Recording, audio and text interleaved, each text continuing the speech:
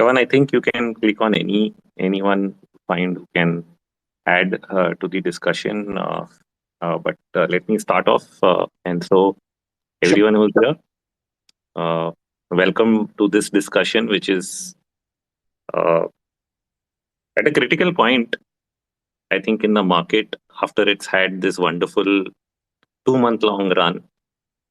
Wonderful for everyone who's participated, not so wonderful for those who sat it out. People who can't think of going both ways is also sometimes a problem. And it's really amusing how, the reason I thought of this is, the way different comments are coming up on each of my posts. Initially, it was people wanted to comment on other people's opinions, so that is the interesting part. So if you put out something bullish, they wanted to compare it with somebody else who's bearish, and then somebody else who's bullish with somebody else who's bearish. And something like that has been happening for a while, and it happened again today. And so I said, why not take this up? The idea is not to get into a bull bear fight, uh, but to really understand the dynamics behind the entire thought process. Not everyone is familiar with my work, though many people are. But my approach to the markets, for those who don't know, while it involves charts as an important backdrop, uh, does also include putting that together with everything else that is happening in the market. And that is why I call it complete market analysis. If you really not looked at the fundamentals, technicals, economic backdrop, the macros, the business cycle, both at the long end and the short end, and not viewed the market from that perspective, you can really get lost in terms of what should be your view now, and why should you change it or not change it based on what factors. Purely, if you're a technician, what you're expected to do is that if the market goes above a certain level, you're supposed to change your view. So if you said the market can go up to 17,800, then come down, which means above 17,800, you're supposed to turn bullish. Now, that is very typical, and that kind of typical analysis would be the case if you did not have any other way of vetting what is really happening in the underlying market from various angles, whether it's looking at sentiment. My way of looking at sentiment is really to study the market's data across the board. You can't really look at market data based on the 5 people that you're speaking to or the 10 people that you're speaking to, which is how a lot of people make that judgment that this is what everybody's doing. Everybody's bullish or everybody's bearish because the 5 people I'm speaking to are in that mode. And there's enough data points to really look at that can allow you to judge what is really happening, whether it's the options data, the FNO data which is coming out, the position, the market, the participant data which is also there. All of that can actually make it really, really interesting in terms of how you view where the market is. You can look at breadth, market internals. You can look at futures premiums, discounts. One of the things which you don't look at, and I don't look at, is the day-to-day buying and selling in the cash market by FIs. That is the most useless data you can ever look at. And so, upfront, I'm saying don't ask that question. It's a waste of time. Why were they selling earlier? Why are they buying now? Really has no meaning if you understand that transactions are behavioral at large, and then net, what you're really reflecting is the mood of the market. And so, what you really need to be studying is what is the mood. Another thing which really goes offbeat, and I don't know, I don't see many discussions on this in India. Most of the video spaces or other discussions related to the US that I've been listening to go so deep into macro analysis, looking at what the Fed is saying, what is the policy stance, and how it's going to impact earnings growth or GDP growth. And somehow that kind of discussion never really comes up in India. Not sure whether it has to do with the way the industry is structured. Everybody who's studying fundamentals is on the long only sell side analysts business. There's very limited independent analysis that is published and circulated and openly discussed. So that sort of just has not developed in India. we just go back to the four big speakers. If you go by business media, just the 4 or 5 people who should probably speak about these things, but you don't really have an in-depth discussion on all the factors and how they are counteracting with each other out here. Now, of course, India is also a different destination because somehow, whether it's been through bull and bear markets, bubbles and busts, we continue to have GDP growth. We have a demographic profile that somehow keeps inflation coming, which sort of helps elevate markets, and therefore, uh, uh, while we can always justify why it is a good long-term investment, what we miss out on are these interim cycles, which are then driven more by liquidity. So liquidity therefore becomes a big factor to really study, whether it results from excess leverage or the decline of leverage, or whether it results from global equity market flows and sentiment that now we are connected to the rest of the world. So again, it leads to studying multiple factors on that front as well. And so having a good understanding of what's happening around the world definitely helps in getting a hook on what the liquidity cycle in the markets is, and how that will impact the stock prices, irrespective of how they are doing fundamentally. Because yes, in the long term, if you take a 10-year, 15-year time horizon, if a company is particularly doing well, it might continue to grow. But in the interim, you end up getting these big pullbacks, despite good fundamentals, simply because of the liquidity cycles inside the market itself, whether they are because of global flows or whether they are because of excessive leverage in the domestic market that is sometimes built up. We had that in the old days through the Badla system, then through the FNO system, margin funding through brokers, and so many different forms that it has taken up, including corporates, borrowing money from the banks, which then started to get reported after 2008. So to what extent have they pledged their shares, etc., also started to play in terms of the debt cycle. But again, these factors are far much ignored by the participants because it's not in their interest. So that is essentially what I end up publishing in most of my work at India Charts, which you probably read on Twitter and other social platforms, and try to get a perspective of what is really happening and where the market should head from here. Because even if there's a more than 20-30% decline that I can see, then I think it's a relevant decline in the market that one should really pay attention to. And so that is sort of my thought process on this. So having said that, let me get to the topic itself, which is, has the bear market really arrived? What do we think so? Do you think so? Yes, no, why, what? It can become a discussion. I have my opinion. I think, and a lot of this opinion is also based on a judgment of both the extremes in the market in terms of sentiment and how things are moving in terms of liquidity. So that requires looking at all the factors, all the moving parts that go behind it, which is sort of what I tried to explain also in great detail in my recent money control post. And there have been a lot of back and forth, comments on it. So what has really happened here is we've had a great run, I think, post COVID, simply driven by liquidity. Sure, growth has been there in certain sectors, and those sectors from a 10-year basis might still be good. So you'll never look back at things like energy, power, EVs, these sectors where you're seeing growth, but also those which were consolidating for a 10-year period, whether it's in places like capital goods, power I've already mentioned, reality, and so on. All of these went through long consolidation phases over the last decade. In other words, between 2008 and 2020, many of them were flat, very similar to what they did in the 1990s.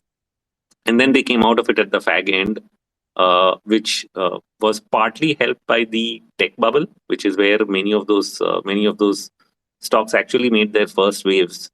But then all of that got given back for the very same reason that I mentioned earlier, which is a bear market driven by excessive leverage and credit. Specifically in the Indian market, was a complete unwind of the debt system in the markets, which the funding system, which was the Badla system, and then later ALBM introduced by NSE, combined, which had some 30,000 crores of shares floating in the leverage market, and the hidden leverage, which nobody really talks about. Surprising till date, nobody talks about it. And if nobody knows, I would be surprised that that the market or publishers have been so ignorant of it, which is that the NSE introduced a separate system of settlement relative to the BSE. So BSE used to be Monday to Friday. The NSE introduced Wednesday to Tuesday. Now, when you think of that different settlement system, you may think, oh, this is just a step towards competition. What it actually ended up doing it is actually fueling the excessive credit and borrowing of stock blindly from the market without any margins. And for those who don't know how that happened, it's very simple. When you have a 5-day settlement, the BSE settlement would end on Friday. If you didn't want to pay margins, all you had to do is sell your stock, your forward stock, which is you are carrying forward without paying any margins on BSE, square it up, and simultaneously shift that entire position to NSE, hold it till Tuesday. When NSE asks you for the money, shift it back to the BSE. Now, if you simply did that, you would never have to pay any margins, which means on a zero margin, you could buy any amount of stock. And as long as there's a bull market, you get a free ride on the market. If you think that was not happening, it would be foolhardy, because in 1998, the arbitrage between BSE and NSE amounted to 1% per week, which is essentially caused by this shifting cost. So in other words, you could lend money freely to the market at 52% per annum. That is the borrowing cost for anybody who's doing this shifting operation. So you can imagine that what exactly was going on at the end of the operations of Ketan Parekh and others who were probably holding up the market at that point of time, theoretically speaking, if proven or not proven. But I would believe that people would have used that system, if not KP, but many others individually would have done it. And as arbitragers at the desk I was working, we were able to, generate a 52% per annum for our clients every week, free money, 1% coming in. And then I would tell my brother in the US who was studying in his MBA at Berkeley, and he would say there's no such thing as arbitrage according to his class. And so that's the beauty of Indian market. So you get huge leverage. It develops in some way, somewhere in the system. And that caused the downfall of 2000. Apart from that, it was the tech bubble.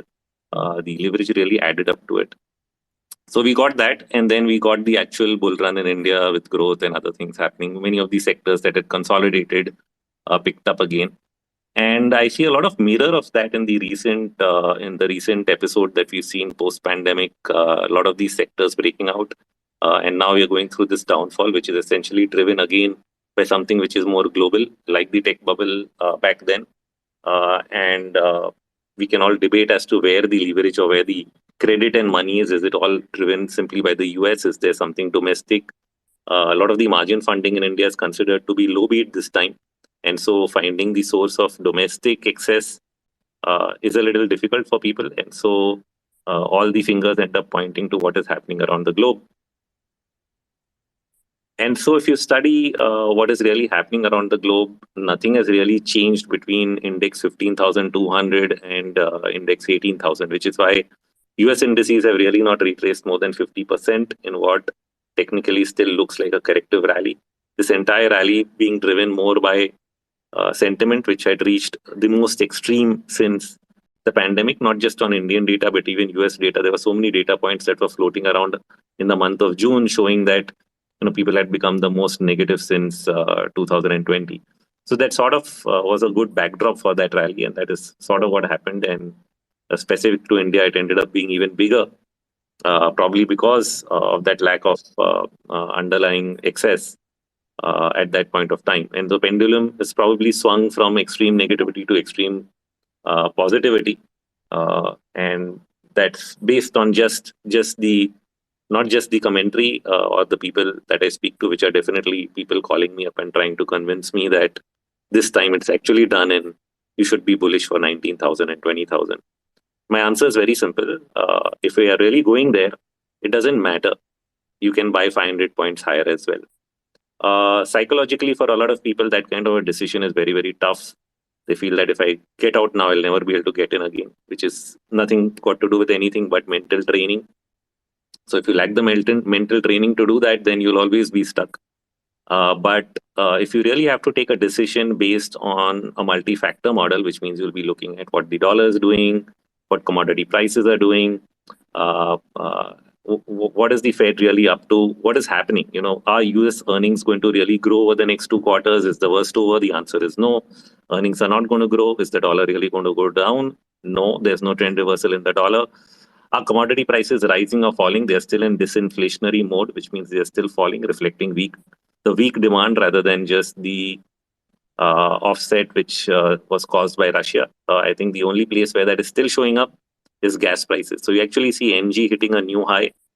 For those who didn't notice, natural gas prices have actually poked through the previous high from where they'd sold off when oil prices sold off. But oil prices have actually not gone back there.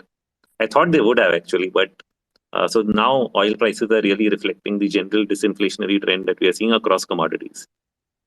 And uh, that to me is signals. I mean, if you just look at the rising dollar, weak commodity prices itself signals that the liquidity condition is still one of tightening and not one of easing, as people would like to believe by looking at a stock market rally. And if that is true, as long as that is true, then the odds for this rally to really keep running its course at higher and higher valuations, irrespective of which companies are doing well or not doing well, the liquidity factor is really not supportive of the markets as of now, and so that is a risk to really price in and see. And so we are looking at our own proprietary momentum indicator, which only gave a sell signal on Friday, 2 days ago. And the moment that happened, and it happened at a peculiar point in the technical charts, which is the Nifty 500 simply touching the trend line of the last two highs. I think I posted that yesterday. And the moment it touched that and sold off on Friday, indicators all started to signal sell.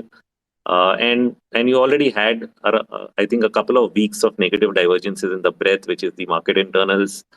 You already have the put call ratio, open interest going back to where it was in January. And based on those data points, you've gone from one extreme of the pendulum to the other extreme of the pendulum. So that is how I look at it, apart from maybe the few people who are trying to tell you that, this time maybe the worst is over. My answer is let the market decide. Let the data points change in terms of the liquidity factors that really were driving it down in the first place. And if that has not happened, if that is not happening, there's absolutely no reason to change the view that all the moves that we've seen over the last 6 months are bear market rallies.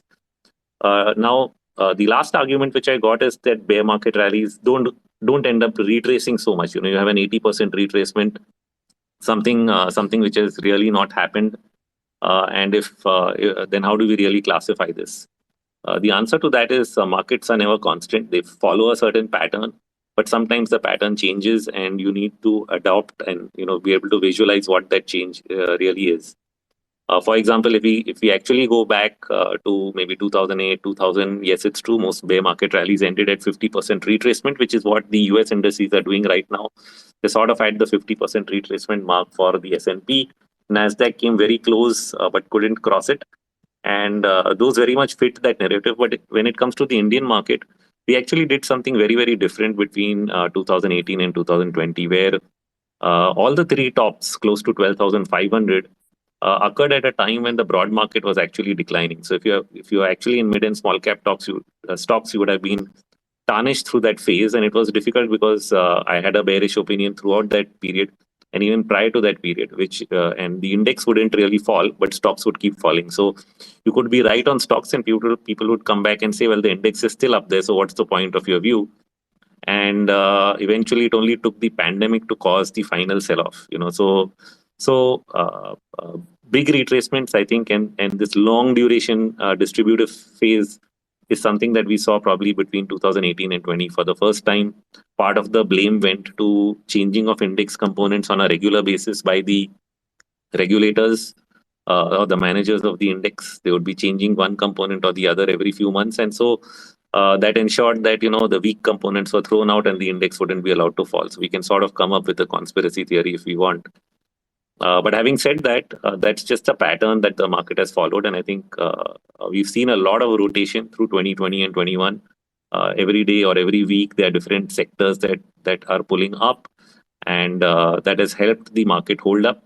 Uh, Even though there are many others that have actually rolled over and gone lower, and so that sort of creates confusion. So at each of the highs that we've seen back to 18,000 over the last 8 months, there are very different stock sectors which have actually made a new high. Some of them have not made it again, and there are others that did. For example, the IT index made its peak in January. After that, it's really not managed to come back as much. The metal index peaked only in April, and it's far lower than that now. The PA index, mainly driven by the Adani group, has made a new high. If you remove that, probably it wouldn't have. And so there are many others. The PSU stocks, for example, made some kind of a triple top, the PSU index, and then it's still around there. So it's really not sold off in a big way because of the energy stocks that are part of the PSU stock component, and energy stocks are doing well because of elevated oil prices. So different reasons, different sectors held up at different points of time, but many others have weakened and not really made it back. And that is how a distributive process really goes on.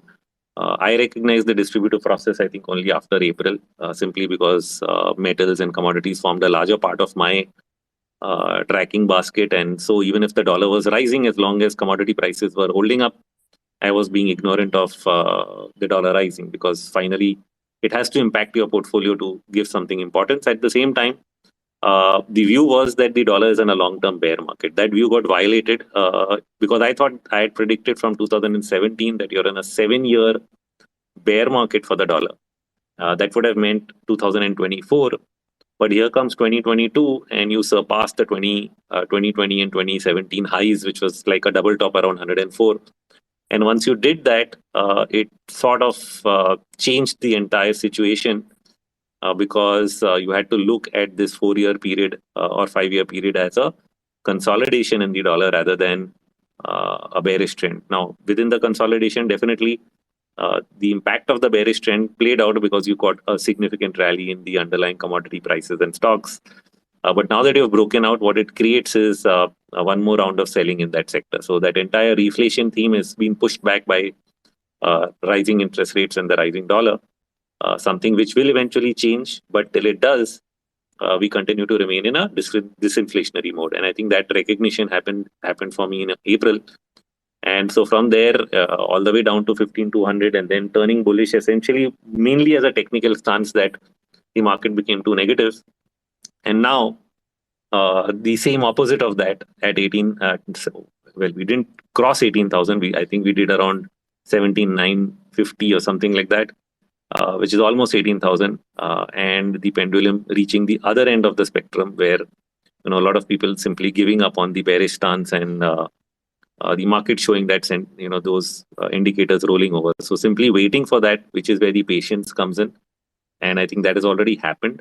We already seen the first impulsive decline in the market over the last 3 days, which signals to us from an Elliott wave perspective that a trend reversal is already in force till there is fresh evidence to the contrary. Based on all these factors, I consider that we are still in the bear market that started in October of last year or January of last year, wherever you consider it. Typically lasts for 15 to 21 months, which means somewhere into March of 2023 at least. And the worst phase is not behind us, but actually lies ahead of us, because from a global backdrop, the US market is just starting what we are calling wave C down, which is at least in the last 2 occasions been an extended decline far larger than what we've already seen. And that would be triggered by an excessively, rightly or wrongly, hawkish stance by the US. Something surprisingly very similar to what they ended up doing in 1928. If you've studied history, they raised rates, markets fell, they bounced back, they thought it's okay, and they continued to raise it at a time where people were excessively leveraged into equities. And that eventually cracked the market hard enough for it to go into a tailspin. Now, I'm not saying the same will happen in every way, but at least we're at a point where if they don't really turn meaningfully on policy and tightening, two completely different things, QT and interest rates, two different things happening. The US is really heading into a significant decline. I think most people will underappreciate or under recognize the coming decline and the scale and size of it including me. Any targets or any levels I've given may be broken. They are just there as a goalpost or a signpost of direction. I will not be surprised if they break. If they don't, I'll consider myself lucky, and I'm sure at that point we should be able to judge that things have gotten far enough, bad enough again on the other side. But that's where we think we are headed. Unless there's serious proof that something has changed, I'm prepared for the worst case scenario right now, as at these levels in the market. And so, with that opening round of discussion, I can actually leave it for other people to comment on it, discuss it, or ask questions. Uh, the floor is open. Chavan. Yeah. So the fact finder can come in here if you want, if he wants to put in some points.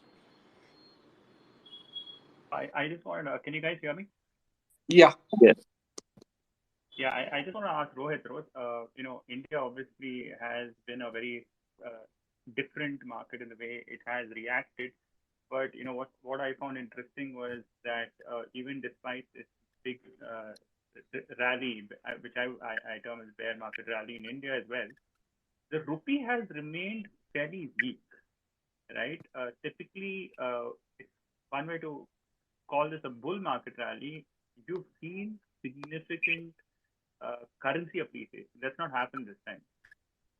So when you look at, since you're a technician as well, when you look at Nifty in US dollar terms, or say the MSCI India in US dollar terms, which is the US dollar index, how, where, how, what is that showing in terms of, rally? I mean, or is it, does it also fall in a construct of a bear market rally?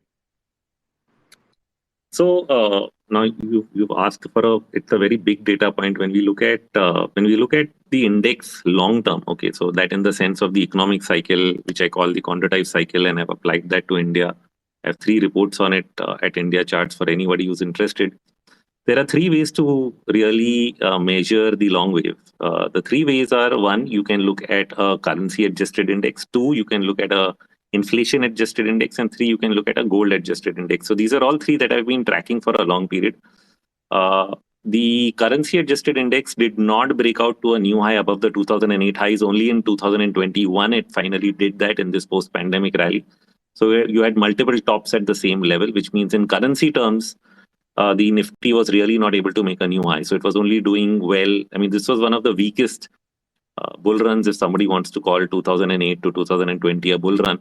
It was one of the slowest advances in the index that I have seen, because historically, India being a growth market has always rallied much faster. You see in indices double in 6 months at times, or at least in a year. And this was in between 2020 and 2010 and 2020. People got used to the idea, well, the Nifty goes up 10% a year, like it's some defensive market. So basically, it couldn't beat inflation, and it couldn't beat the currency either. So the currency weakened to 69 in that period. It didn't beat that. In inflation adjusted terms, we actually saw the Nifty or the Sensex go down between 2008 and 2020. And by down I mean making lower highs. And we've only broken out of that and gone past those levels in 2021. So breaking past these levels was an interesting sign of a long-term reversal in that trend, which means if 2010 to 2020 was, say, a kind of economic winter where you had the banking crisis and banking debt that had to be unwound and written off, that part of the story is sort of done. And we are now attempting to break out of that and start something new in terms of a new bull run. What we are really facing, though, is the headwind from the global, because we are part of the world, and so we face this headwind from the world, which we might not really be able to overcome. And so that is affecting us in many different ways. So in terms of the dollar index, the breakout might end up looking like a false breakout by the time this ends, because not only the equities look like they'll decline, but the currency itself, which is USD INR, is likely to head towards 85, and that is like the starting point. It could be more than that. And what I thought, so during the bull run even of 2020, I thought the USD INR had probably ended its fifth wave and would go back to maybe 68 or something like that. It didn't happen. Every rally, the same thing which you're saying now was happening even during then. Every rally, the USD INR was not able to fall below that 73, 72 mark. It just started to form a base rather than go down. And now, after that, when markets are weakened, it started to make new highs. So, which completely changed the perspective from saying that, okay, you've ended something, but you're actually, extending this into a much larger run on the rupee. It may not become the weakest currency in the planet, but it does mean that we have a long way to go to get weaker before we get stronger. And so it changes the perspective that it is topping out to that it's still in a bull run that will last for another year or two, who knows. So you have a weak currency, which, as you said, doesn't point to a bullish market. But every time the currency pauses, it does give the markets room to bounce back, which is what you saw, I think, between June and July and August. I think from that extreme of 78, 79, you went back, you lost you gave back a rupee or two, and that sort of allowed the markets to run. It may not look like a lot, but that's just what happens. I mean, even when we went to 69 in 2013, moment we stopped going above 69, the USDNR remained below 69 for the next 2-3 years, which was enough for the Nifty to really break through the 6,000 mark and go all the way to 8-9,000. So whenever there's stability in the currency market, surely it's good. Right now, we are not seeing meaningful stability. I think there's still more room for the INR to weaken versus the dollar. I just want to add Long. one point there, Rohit, is that the way I look at the INR is the entire construct of the INR has changed post 2019 when the RBI went ahead and changed the policy in which they, maintain capital within the RBI, and they have every incentive to allow the rupee to depreciate by at least 4-5% a year, because that helps them to pay dividend to the government of India. If the rupee remains stable, RBI will actually make a loss, and that's something that they don't want to do. Because the government would like, the RBI to keep giving them a decent dividend. The best way I track this is the big change in my view that happened was, and it's easy to track, was go back to January of 2020 or say March of 2020 and look at how much M3, monetary base of India expanded between March 2020 and March 2022, and compare that to the GDP growth between those two periods. If I recall, we've seen almost a 30-35% growth in M3 when our GDP barely grew. So that, in my view, is something that I would track, as far as what RBI is up to, whether they want the rupee to depreciate. They will want the rupee to depreciate, no matter what. Yeah, so the way I looked at it, and I think I read what you just mentioned, maybe on your post or another one, that RBI would like it to weaken. I think you mentioned that today, but the other part is that they also want it to weaken, which is they want volatility to remain fixed, which is that it should only go down by a certain amount, or not too much. But there is a limit to being able to do that. Some people are presuming that they're sitting there willing to throw $100 billion at the market and not allow it to go above 80, which completely makes no sense. And the real thing is that as long as they could throw money at it, they probably did. The first signal to me that they are backing off from throwing money at the currency market was in May, when they raised rates abruptly. So moment they started raising rates, it was the first sign that they're giving up on the fight against the dollar.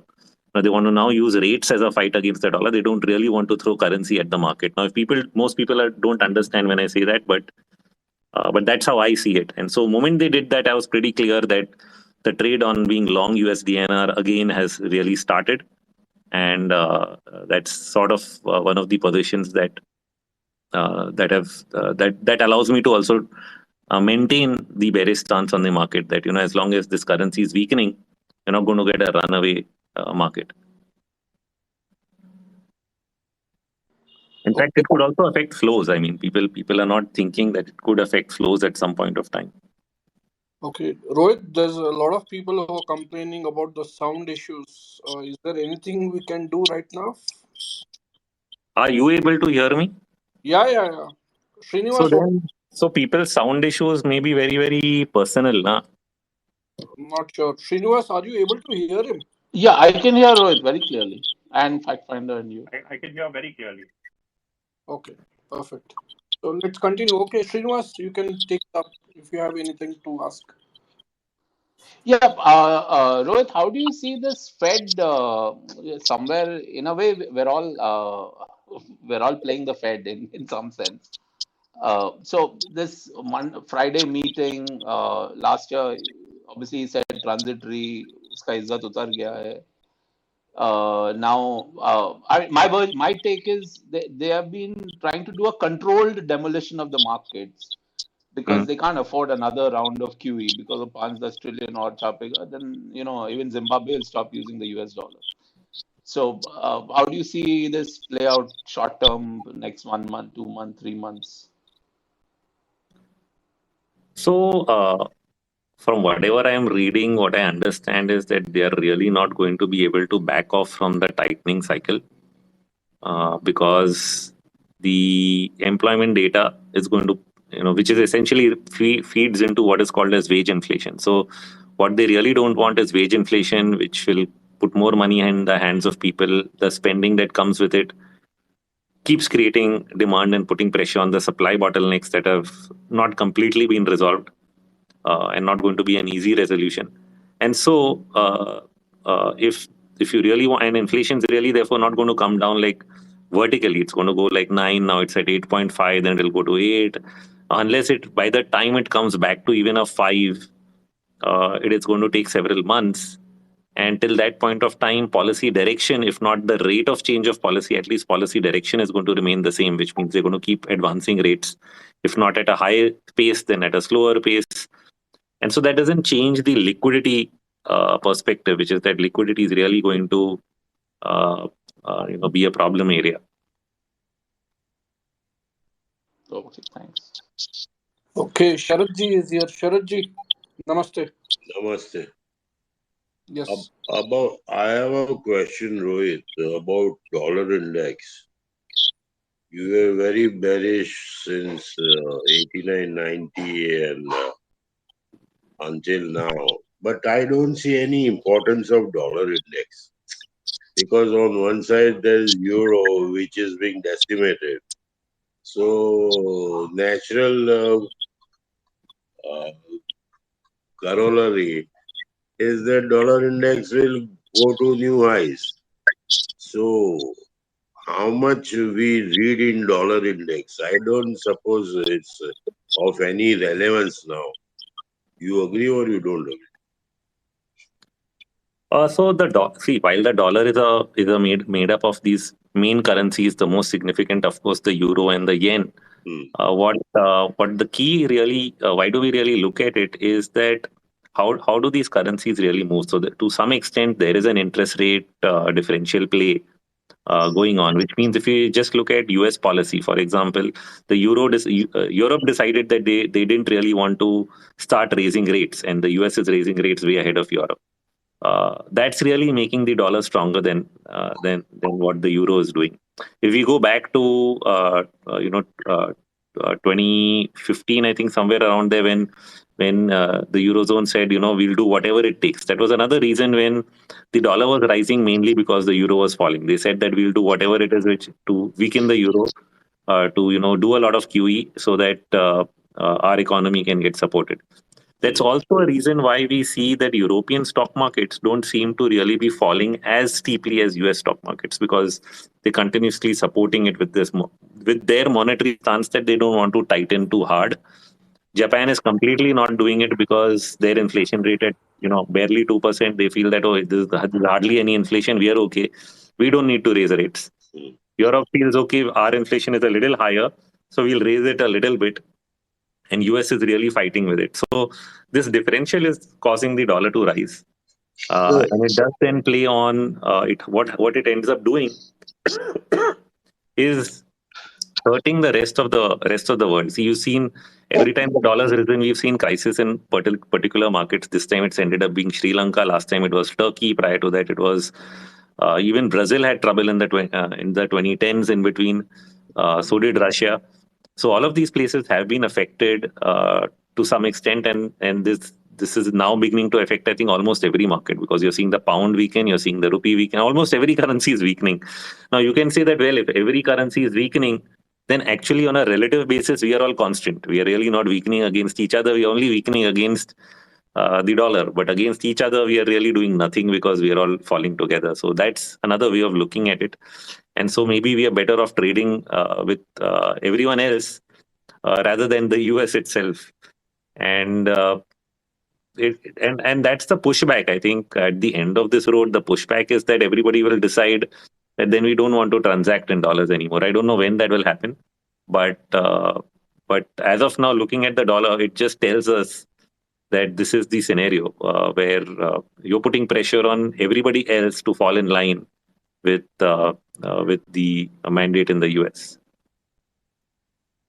One last question.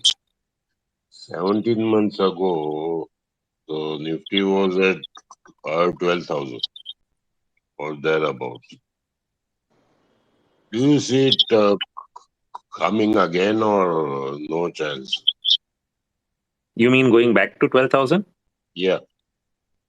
So I think what I mentioned in my talk earlier, Sharadji, before you joined, is that uh, while I'm calling this a bear market rally, what I'm also saying is that the worst leg, if at all, is probably ahead of us and not behind us, which means that the next sell-off is going to surprise excessively on the downside. So I'm not putting a particular level to where that will be. I've already mentioned the monthly support is, of course, around 14,000 something. But I'm not ruling out an overshoot, because that is what markets do. They don't really stop at any particular level. They will always overshoot, specifically when it's a downside move. And so if you tell me 12,000, I'll say 61% retracement of the entire post-pandemic rally comes to around 11,800, which is very close to 12,000. So that is a fair level to expect if there is a panic in the markets going ahead. So I can sleep peacefully tonight. Huh? Thank you. Rohit, I just want to add one point on the currency. To Saraji's point. See, the very simple point is that if Japan chooses to continue to weaken their currency, then the second biggest exporter with competing with Japan is Korea. And Korea would also allow their currency to depreciate, because both Japan and Korea compete on autos and electronics. And we know that the electronic cycle is actually falling quite rapidly. Pretty much almost every market, you see handhold sales actually declining. And so if you think about it, if Japan continues to depreciate the currency, so will Korea, and then countries like India can't be left behind. Right. Yeah. Yeah, that's an indirect currency war. Okay. Dave, you can unmute and you can ask your question. Hi, Rohit ji. Good evening. This is Himanshu. Hi. Can you hear me? Yes. Rohit जी, मेरा सवाल ये है कि weekly के chart में अभी हम देखें, मेरा टेक्निकल क्वेश्चन है एक्चुअली बेसिकली, और यहाँ पर ये जो करेक्शन आया था फ्रॉम अराउंड 18,173 से लेके जो 4 अप्रैल का हाई है, ठीक है, 4 अप्रैल का जो वीक है, और वहाँ से जो फॉल आया अप टू 15,211, तो ये पूरा जो एक्सटेंशन है दैट इज 100%.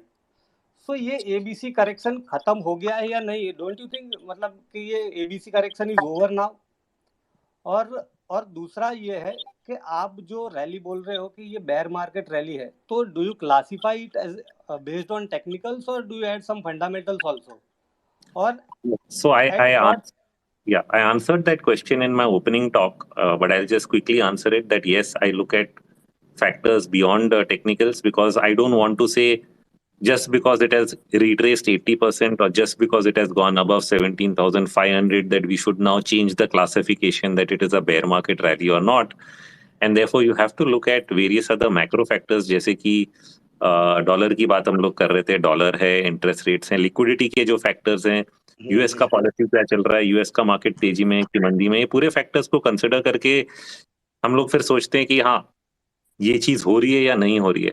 और अगर लिक्विडिटी फैक्टर्स इतने ही स्ट्रांग है तो वो फिर टेक्निकल्स में किस तरह दिखेंगे। तो हम अगर चलो ये बात मैं जो बोल रहा हूँ ये गलत भी है तो ऑल्टरनेट क्या है? ऑल्टरनेट ये है कि yes this is a bull market, ये 20,000 तक जा रहा है, ठीक है 400 पॉइंट आगे चढ़े जाएंगे। अगर ये आप दिल से नहीं कर सकते तो वो एक अलग प्रॉब्लम है। It is an emotional and psychological problem, it has nothing to do with getting an analysis of the market. क्योंकि अगर बाजार बहुत दूर तक भागने वाला है तो आपको ये तय करना है कि ये बात सच में सही है कि नहीं, और इसको तय करने के लिए आप 200-400 पॉइंट ऊपर नीचे छोड़ दीजिए। तो we are at a point जहाँ पे आपको ये सवाल पूछना भी चाहिए और इसका जवाब आपको मिलना भी चाहिए। मुझे तो जवाब मिल गया है कि मुझे लग रहा है नहीं है, और अगर है भी तो करेक्शन या कंसोलिडेशन के बाद देख लेंगे। क्योंकि कोई भी बाजार जो है वन वे 5,000 पॉइंट तो नहीं भागेगा, कहीं ना कहीं रुकेगा, कहीं ना कहीं कंसोलिडेशन होगा, और उस कंसोलिडेशन में आप समझ पाओगे कि हाँ भाई ये एक करेक्शन ही है और ये नीचे की तरफ बेयर मार्केट नहीं शुरू है। बट अभी तक ऐसा कोई भी सिग्नल नहीं है कि हम ऐसा सोचें। नहीं, एट व्हाट पॉइंट हमें पता चलेगा कि नाउ मतलब this is not a bear market rally actually? मैं टेढ़ा सवाल दूं? पूछिए सर। जब मुझे पता चल जाएगा आपको भी पता ही चल जाएगा। अच्छा, because I am communicating every day. If you are reading my work, अगर आप मेरे काम को हर दिन पढ़ रहे हो, मैं जब बदल लूंगा मैं बदल दूंगा, आपको पता चल जाएगा। अगर आप ये पूछ रहे हो कि बस एक कुछ ऐसा आंसर दे दो जिससे कि पता चल जाए, तो मैंने बहुत सारे आंसर्स दिए, करेंसी से लेके इंटरेस्ट रेट से लेके यूएस पॉलिसी तक लेकर, उन सबको अगर आप समझ के कोरिलेट कर सकते हो तो आप खुद वो जवाब जान पाओगे। मेरा करंट उसका जो समझना है कि it is still not 100% not a bear market rally, which means it is a bear market rally. So I have to prove otherwise. मतलब आपको मुझे एक है, आप मुझे सवाल कर सकते हो कि आपको क्यों ये लग रहा है, मैं उल्टा सवाल कर सकता हूँ आपको तेजी क्यों लग रही है। तो you can give me five reason. I am not, मैं ऐसा नहीं बोल रहा हूँ। मैं I am just having an active discussion that see you have to look at both sides of the coin. Okay, तो अगर मुझे तेजी का भी व्यू बनाना है तो उस चीज के को भी वे कर लो कि चलो क्या फैक्टर हो सकता है।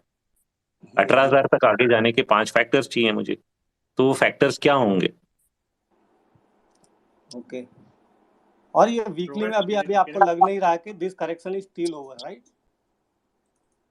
मतलब नीचे की तरफ नहीं, ये जो अभी जो वीकली जैसे मैंने बताया कि जो 4 अप्रैल से फॉल आया था, राइट, फ्रॉम 18,173 से, हाँ तो ये जो एक्सटेंशन है ना, तो पहले फॉल का 100% एक्सटेंशन है। पहले जो जी बॉटम बनी थी दैट वाज अराउंड 15,676 और फिर वहां से मार्केट गया था 18,173। तो उसका ये 100% एक्सटेंशन था, दैट वाज कंप्लीटेड अराउंड 15,200। सो मेरा क्वेश्चन यही है कि 100% हो गया है तो डजंट इट मीन कि ये वेव सी कंप्लीट हो गया हो? नहीं, वेव सी ऊपर की मतलब I am not able to understand when you say wave C, you are saying wave C on the down side sir. I do follow Elliott wave, तो मैं आपको बताता हूँ, एक होती है छोटी मंदी, एक होती है बड़ी मंदी। छोटी मंदी में एबीसी खत्म हो गया बोल सकते हैं, बड़ी मंदी में एबीसी के बाद एक्स भी आता है। Yes So you have to so when we say it is a bear market rally, we call it an X wave. If it is a larger bear market which is going to consume a longer period of time than usual. Okay. So just because it is 100% retraced, we are calling it an X. Okay. Thank you. There is a lot of people saying that they can't hear it. Do you really want to restart it? I mean, there's like 800 people, but I'm just saying there's no people, but 90 people have recommended that they can't hear it. That's a lot of people. Oh my God. How do I restart? I have to create a new spaces then. Now it's okay, I suppose, fact finder. Yes, actually, in between your voice was cutting a bit, but now it is clear, I think. Yeah, so we can. नहीं, मेरे यहाँ भी complete ही आ रहा है voice, कोई issue नहीं आ रहा है यहाँ पे भी। तो we will continue. All this Twitter का प्रॉब्लम है ये, not sure whether Yeah, I think it can be a Twitter issue, not our issue also. but नहीं, आपका इंस्ट्रूमेंट वो ये एप्पल का होगा इसके लिए. एनीवे, चलिए, बराबर है. do we restart this, Rohit? No, no, no, no, no. No, I mean, a lot of people who are here are able to hear. Okay. Yeah. That problem, Chavan, I know it was in the beginning because I was not speaking. Some people thought कि आवाज नहीं है. अभी, if it's still happening, No, uh, no, no, no. and some No, people can hear it, then it continue. cannot be Please everyone's continue. problem. No, no, please continue, Rohit. Yeah, I think we'll continue. So, Chavan, you can move the question to someone else. Okay. Kyati, please, you can speak. Hi, Rohit sir. I follow your work very closely. I have two questions. When you say the bear market has arrived, what is the time frame, sir? What is the time frame that you are looking at? And read a couple of reports where even Johnson Porter is saying that this what we are dealing with in the US. I totally agree with you, and I'm with you on the entire.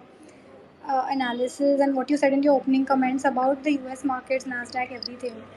My only question is that even if you see what Geeta Gopinath has tweeted recently about the forecasted rate of growth of GDP and overall growth rates for all the countries, we are doing pretty well. And on the Indian economy, I think except for the fact that everybody else goes down, even we'll go down. There is no choice there. But